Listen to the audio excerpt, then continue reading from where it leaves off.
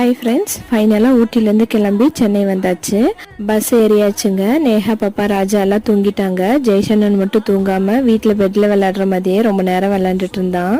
பாப்பாவுக்கு school leave விட்டு 2 months ஊர்லேயே இருந்தனால வரும்போது ரொம்பவே சங்கடமாக இருந்ததுங்க. அம்மா வீடு மாமியார் வீடு ரெண்டுமே ஊட்டிட்டாங்கிறதுனால இந்த லீவில் நிறைய சொந்தக்காரங்க வீட்டுக்கு போயிருந்தோம். ஜெய்சனனும் நேஹாவும் கையிலேயே பிடிக்க முடியலங்க. அந்த அளவுக்கு ரொம்ப என்ஜாய் பண்ணாங்க. இப்போ ஒரு வழியாக இவங்களெல்லாம் சமாளித்து வீட்டுக்கு வந்து சேர்ந்தாச்சு. வீட்டுக்கு வந்தோடனே இந்த ஃபோட்டோ பார்த்து ஷாக் ஆகிட்டாங்க.